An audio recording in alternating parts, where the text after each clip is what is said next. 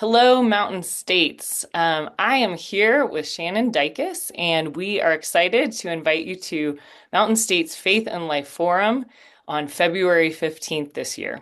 So we're going to be meeting at First Mennonite Church at 9:30. We plan to have maybe a little music to get us started, and then Shannon will be sharing a keynote and taking some questions from us.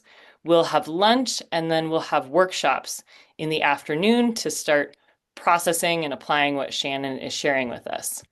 So let me give a little bio of Shannon, and then I'm going to ask her just a couple questions. So Shannon is a pastor, author, and educator. She's currently at Eastern Mennonite University as Vice President for Student Affairs, Equity, and Belonging. She has pastored at First Mennonite in Indianapolis and has published resources and books, including the 2023 Advent devotional, The Holy in the Night, with Herald Press. So, our Faith and Life Forum this year, the topic is going to be learning to hope in the dark, practices of faith for uncertain times. And so, my first question for you, Shannon, is why are embodied practices of faith so important? And what is it about our uncertain times that draw people to them? Yeah.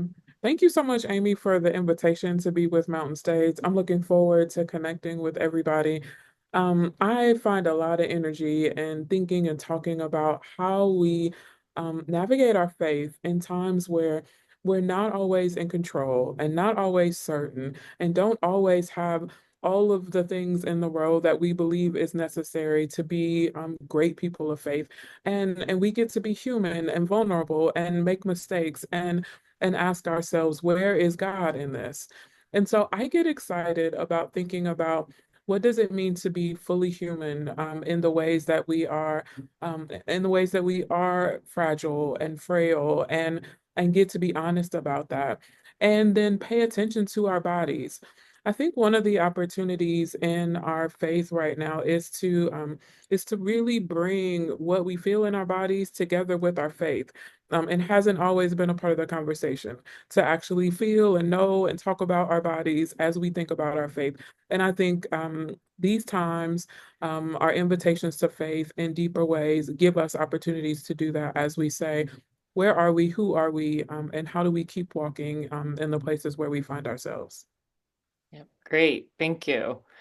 And then my next question is just, what is one of your go-to practices of faith? Yeah, so continuing in this space where we get to think about our faith that gets lived out through our bodies.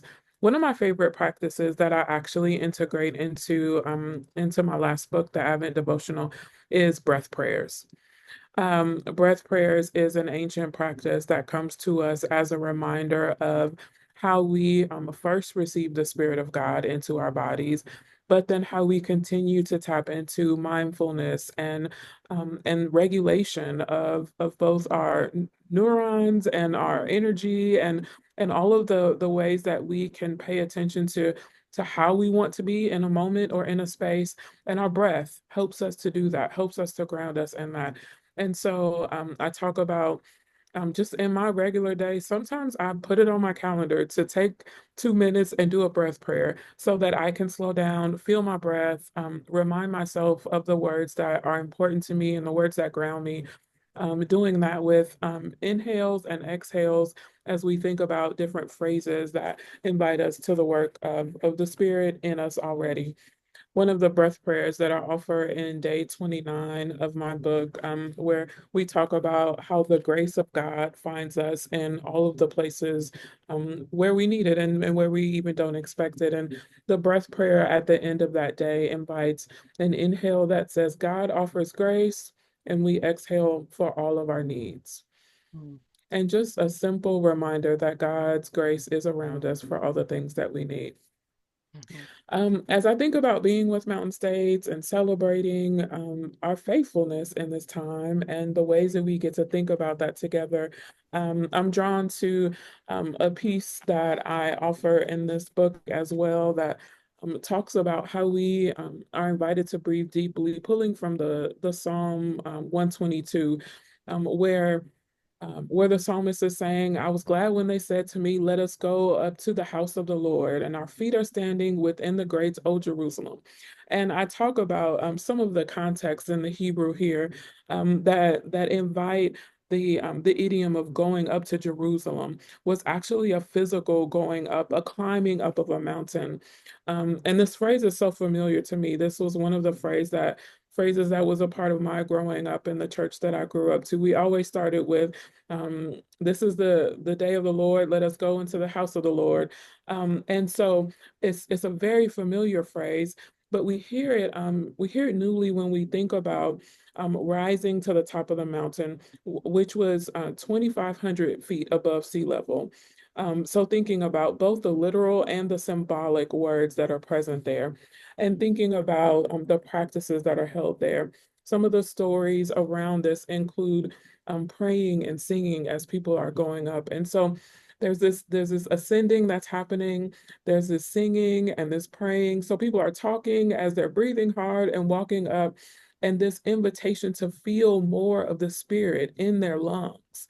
And this expansion of it. And so we get excited about how we can breathe in God's newness, participate in ancient practices, think about how our bodies help us expand our faith, literally and symbolically, and then how we do that together, how we journey with God together.